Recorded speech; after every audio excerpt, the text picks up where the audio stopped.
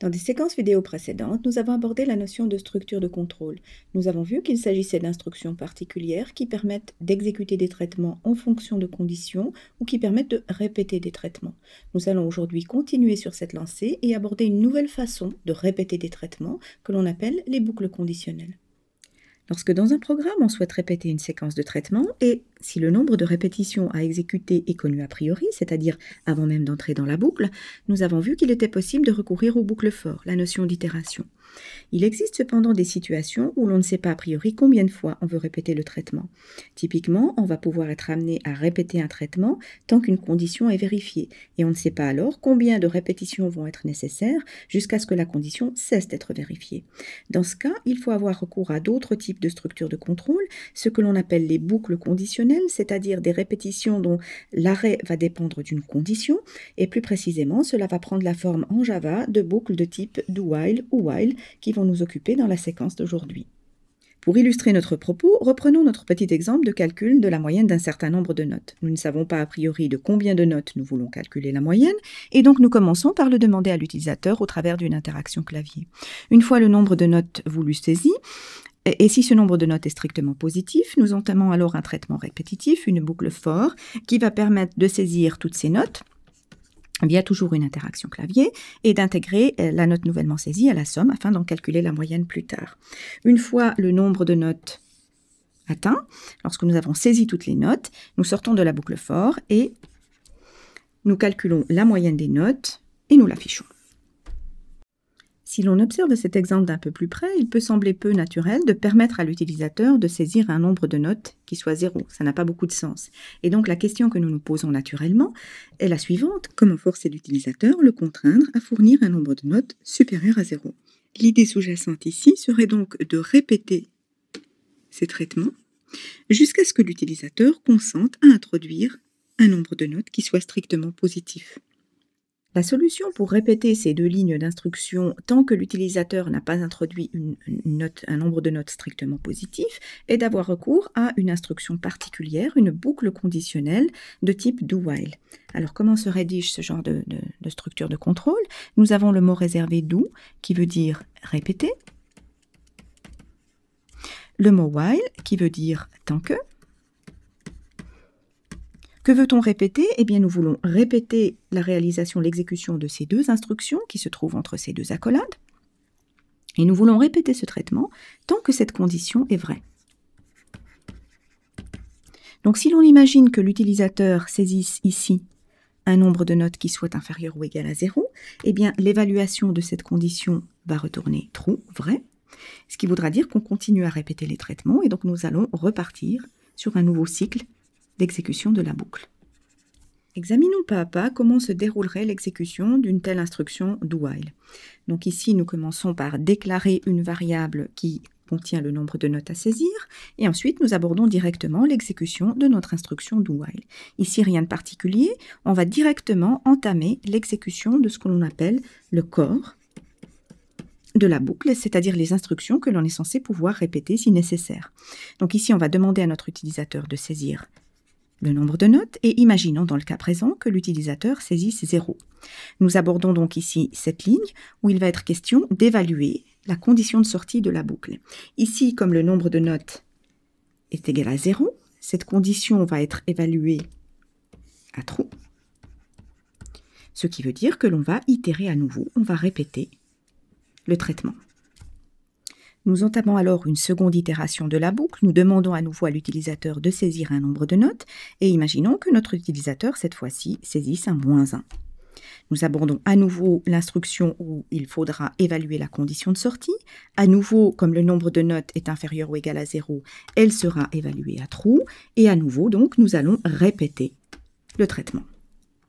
À la troisième itération de la boucle, nous continuons à demander un nombre de notes à notre utilisateur qui, de guerre lasse, va finir par comprendre ce qu'on lui demande et donner un nombre de notes strictement positif. Lorsque nous abordons l'instruction où il va être nécessaire d'évaluer la condition de sortie, cette fois, l'évaluation de la condition de sortie va retourner false, puisque le nombre de notes est strictement positif. Dans ce cas-là, nous cessons d'itérer et nous allons donc sortir de notre boucle do while, ce qui veut dire concrètement que nous allons poursuivre l'exécution des traitements après la fin de l'exécution de la boucle do while signalée par ce point-virgule, et donc entamer ici l'exécution d'éventuels traitements qui se trouveraient après la boucle do while. Nous voyons dans le cas de cet exemple qu'il n'est pas possible d'anticiper le nombre de fois, le nombre d'itérations à exécuter avant de pouvoir sortir de la boucle. En effet, le nombre de répétitions vont dépendre de la volonté de l'utilisateur que l'on ne peut pas anticiper ici. Une boucle for n'aurait donc pas été adaptée au traitement que l'on veut mettre en œuvre dans le cas présent. Un peu plus formellement maintenant, la syntaxe de l'instruction do while en Java. Vous avez donc les mots réservés do et while qui encadrent ce que l'on appelle le corps de la boucle, un bloc d'instructions que l'on va pouvoir répéter, lequel se trouve entre deux accolades ouvrantes et fermantes. Suivant le mot réservé while, il y a la condition de continuation de la boucle. Nous allons répéter le corps, l'exécution du corps de la boucle, tant que cette condition est évaluée à true. En Java, tout comme pour l'instruction if, les parenthèses autour de la condition sont des éléments de syntaxe obligatoires et vous devez clore votre instruction do while par le fameux petit point-virgule à la fin de l'instruction. Tout comme pour l'instruction if, la condition d'arrêt de la boucle peut se formuler de façon relativement sophistiquée, notamment en ayant recours aux opérateurs logiques.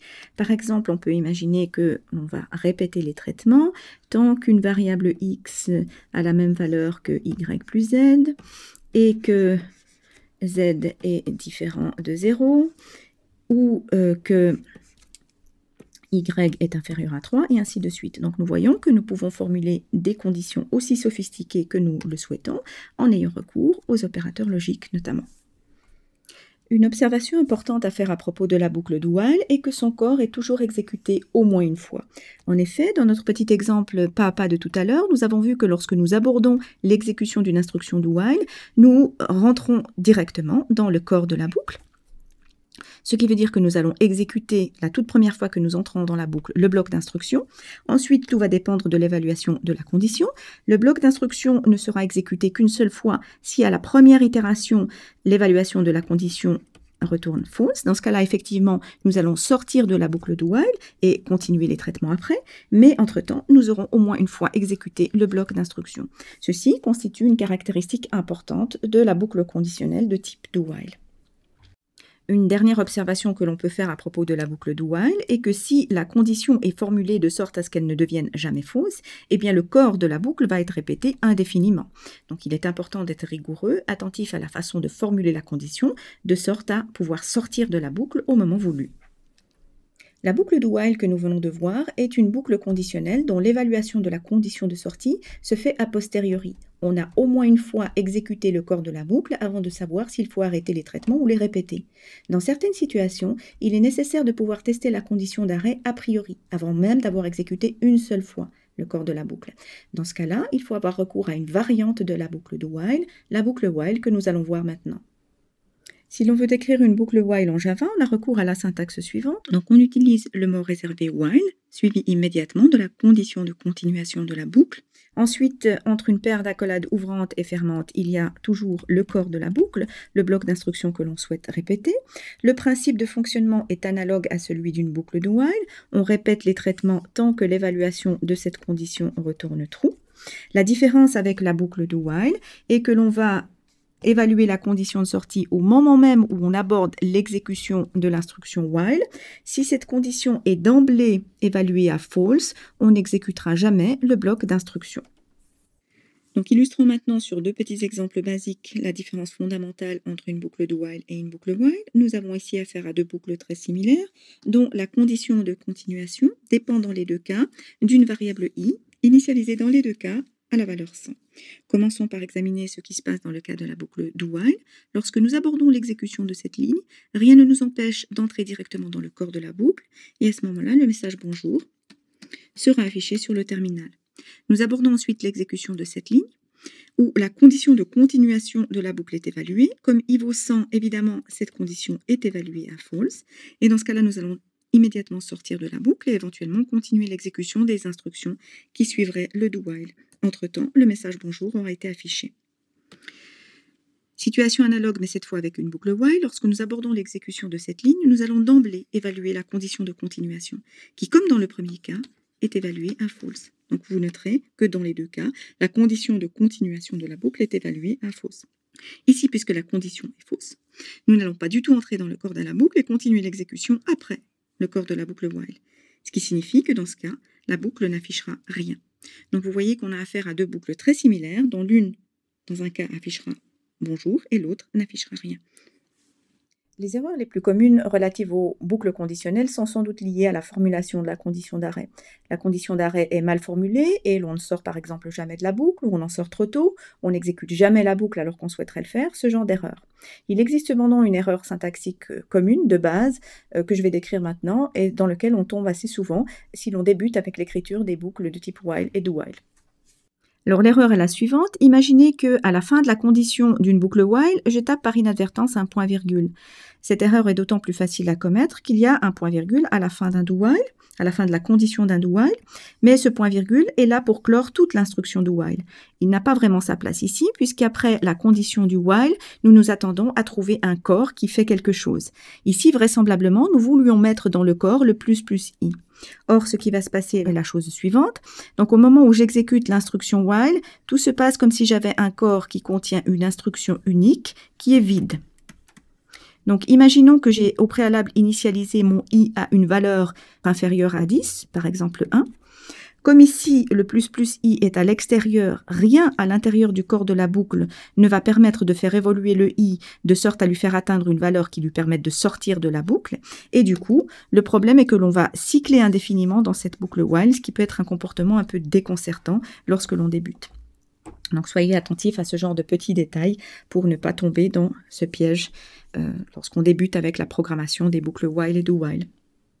Vous connaissez désormais plusieurs façons d'exécuter des traitements de façon répétitive, la boucle for, la boucle do while, la boucle while, et la question va se poser de savoir comment choisir entre l'une ou l'autre des formes. En fait, le choix entre l'une ou l'autre des formes relève de principes relativement simples, ce que nous allons voir maintenant. Comme nous l'avons vu dans l'introduction de cette séquence, lorsque je connais mon nombre d'itérations a priori, le choix va naturellement se porter sur une boucle for. Imaginez par exemple que je souhaite calculer la moyenne des notes de tous les étudiants suivant ce cours. Le nombre d'étudiants suivant ce cours est connu a priori, c'est lui qui va constituer mon nombre d'itérations, et donc naturellement, je vais porter mon choix sur une boucle for. Si je ne connais pas mon nombre d'itérations, alors le choix va se porter sur une instruction, une boucle conditionnelle de type while ou do while. Alors, quand les instructions doivent être effectuées au moins une fois, comme nous l'avons vu tout à l'heure, nous allons typiquement utiliser plutôt une boucle do while. Alors, dans quelle situation ça a lieu? Typiquement, un exemple très fréquent est celui de l'interaction avec l'utilisateur.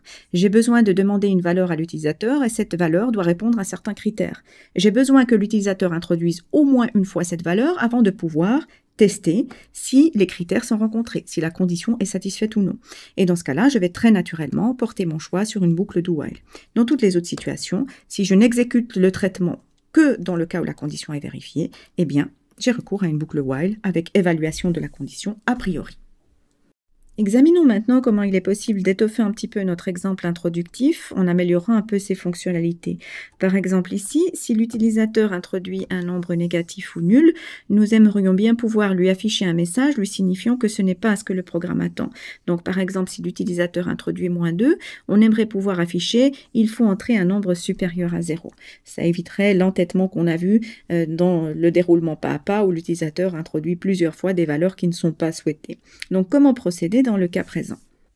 Alors ici, très clairement, ce message doit être affiché autant de fois que l'utilisateur introduit un nombre non voulu, c'est-à-dire potentiellement autant de fois qu'il saisit une valeur. Donc, il est assez naturel de penser tout de suite à placer les instructions en charge d'afficher ce message à l'intérieur du corps de la boucle. Donc typiquement, nous allons procéder comme suit. Nous allons enrichir le corps de la boucle de nouvelles instructions. Donc une fois que l'utilisateur a saisi le nombre de notes, nous allons tester si ce nombre de notes correspond aux critères souhaités. Et si cela n'est pas le cas, il faudra afficher le message que nous voulons transmettre à l'utilisateur. Une difficulté courante lorsque l'on commence à écrire des boucles while et do while est sur comment formuler la condition d'arrêt de la boucle de façon adéquate. Nous allons examiner sur quelques exemples simples comment procéder. Toujours dans notre exemple de saisie d'un nombre de notes, nous imposions jusqu'ici à l'utilisateur qu'il introduise un nombre supérieur à 0 et nous souhaitons maintenant faire en sorte que ce nombre aussi ne dépasse pas 10 notes. Donc nous ne voulons pas qu'il introduise un nombre plus grand que 10. Donc nous allons nous intéresser ici à comment trouver cette nouvelle condition. Le plus facile pour formuler la condition est sans doute d'essayer de l'exprimer en langue naturelle. Que veut-on ici exactement? Nous voulons répéter les traitements, donc qui demandent à l'utilisateur d'introduire un nombre de notes, tant que ce nombre de notes est incorrect. Or ici, quand ce nombre est-il incorrect? Il peut l'être dans deux situations. Soit que l'utilisateur a introduit quelque chose qui ne satisfait pas ce premier critère, soit qu'il a introduit un nombre de notes qui ne satisfait pas ce second critère. Donc, nous nous trouvons dans la situation où le nombre de notes introduit est incorrect. Dans le cas où l'utilisateur a introduit quelque chose qui est inférieur ou égal à 0, ou qu'il a introduit quelque chose qui est supérieur à 10. Et ceci peut très naturellement se transcrire en Java. Donc nous allons reprendre notre première phrase ici. S'il est inférieur ou égal à 0, c'est exactement ce que nous formulons là. Ou, nous trouvons notre ou ici. S'il est supérieur à 10, c'est ce que nous formulons ici. Donc nous voyons ici que le passage d'une formulation en langue naturelle en Java peut se faire de façon très naturelle une fois qu'on a clairement en tête ce que l'on veut tester. Dans le même esprit, imaginons maintenant qu'on souhaite écrire un petit programme qui a pour but de faire deviner un nombre inconnu à un utilisateur. Donc ici, pour simplifier la chose, nous allons partir de l'idée qu'il doit deviner le nombre 5. Donc l'idée est de répéter la saisie du nombre tant que l'utilisateur n'a pas trouvé le nombre à deviner. Donc la question que nous posons toujours est comment formuler la condition.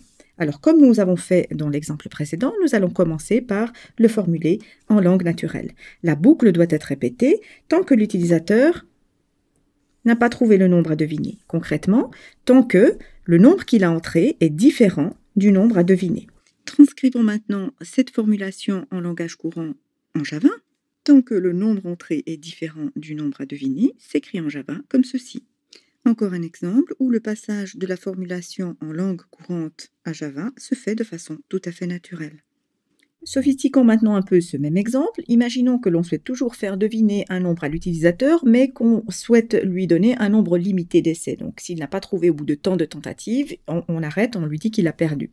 Donc, comment modifier la condition pour, par exemple, que la boucle s'arrête si l'utilisateur dépasse 3 tentatives? Comment formuler cette condition? Alors ici, l'idée est d'avoir recours à naturellement un compteur d'essais. Nous allons compter le nombre de tentatives. Ce compteur va s'incrémenter à chaque itération de la boucle. Et donc, nous allons essayer de formuler la condition aussi dépendamment de ce compteur. Toujours le même principe, on essaye de formuler cette condition en langue naturelle. On veut répéter le traitement tant que l'utilisateur n'a pas trouvé le nombre à deviner et qu'il lui reste des essais. Donc, on affine un petit peu la description. Donc, en clair, que veut dire cette condition? On itère, on répète les traitements tant que le nombre entré est différent du nombre à deviner et que le nombre d'essais est inférieur à 3. Donc, si j'essaye de transcrire en Java, la transcription se fait de façon toujours aussi naturelle. Donc ici, ma première condition, tant que le nombre entré est différent du nombre à deviner, va s'écrire tout simplement comme ceci. Mon « est » va s'écrire comme ceci, et la seconde condition va pouvoir être rédigée sous cette forme-là en Java. Notre utilisateur a désormais deux façons possibles de sortir de la boucle. Il peut sortir de la boucle parce qu'il a trouvé le nombre à deviner. Le nombre entré est à la même valeur que le nombre à deviner. Dans ce cas-ci, l'évaluation de cette condition va retourner false. Comme l'expression globale implique un « et qu'il suffit qu'un des arguments du « et » soit faux pour que l'ensemble de l'expression retourne false, eh bien on va sortir à ce moment-là de la boucle. Autre condition de sortie possible, l'utilisateur a effectué un nombre d'essais pour deviner le nombre qui va dépasser ou devenir égal à 3. Donc on aimerait bien maintenant sophistiquer un petit peu le programme en lui indiquant pour quelle raison il est sorti de cette boucle. Est-il sorti parce qu'il a trouvé le nombre? Dans ce cas-là, on veut lui signifier qu'il a gagné. Ou est-il sorti en état d'échec? Il n'a pas trouvé le nombre en ayant dépassé le nombre de tentatives permises. Donc clairement, ce n'est qu'une fois qu'on est sorti de la boucle qu'on peut essayer de voir pourquoi on en est sorti. Donc on va placer l'instruction qui teste pourquoi on est sorti de la boucle après la fin de la boucle while, do while. Donc ici, on va simplement tester, est-on sorti de la boucle alors qu'on a trouvé le nombre à deviner. Dans ce cas-là, on peut signifier à l'utilisateur qu'il a bel et bien trouvé. Et bien dans l'autre cas, il faudra lui dire simplement qu'il a perdu. Notez ici que nous avons à 2 reprises l'évaluation de la même condition. Est-ce qu'on a trouvé le nombre ou est-ce qu'on ne l'a pas trouvé? Dans 2 situations différentes, une fois dans le if et une fois dans le while. Il aurait été judicieux, en guise de bonne pratique, de regrouper ces 2 conditions en une seule variable. Par exemple ici, je pourrais déclarer une variable booléenne trouvée, initialisée à l'origine à false. À l'intérieur de la boucle, donner pour valeur à la variable la valeur nombre entré est le même que le nombre à deviner. Et à ce moment-là, je peux remplacer cette condition-là simplement par la variable note trouvée. Tant que l'on n'a pas trouvé et que le nombre d'essais est inférieur à 3, on continue à boucler. De même, on pourrait remplacer ici cette condition par l'évaluation de if trouvé. Et à ce moment-là, on établit un lien entre 2 conditions qui sont les mêmes alors qu'à l'origine, ce lien n'existait pas, ce qui est moins bon. Alors, il faut être attentif à la façon de formuler ces tests. On peut les formuler de façon maladroite et rencontrer donc des erreurs d'exécution. Ici, par exemple, imaginez que pour tester qu'on a bien deviné le nombre, on teste que l'on n'a pas dépassé le nombre d'essais de cette façon-là. Eh bien, ce qui va se passer ici, c'est que le cas où l'utilisateur a trouvé le nombre au bout de 3 tentatives va simplement désormais passer pour un échec, puisque cette condition-ci ne va pas être vérifiée alors qu'on a quand même trouvé le nombre au bout de la 3e tentative et donc on va signifier à l'utilisateur qu'il a perdu alors qu'en réalité, il a fini par trouver. Donc ceci est pour dire qu'il est important de bien réfléchir à comment formuler la condition et le fait de la formuler de façon explicite comme tout à l'heure par rapport au nombre à deviner permet d'éviter l'écueil que nous venons de décrire dans l'exemple précédent.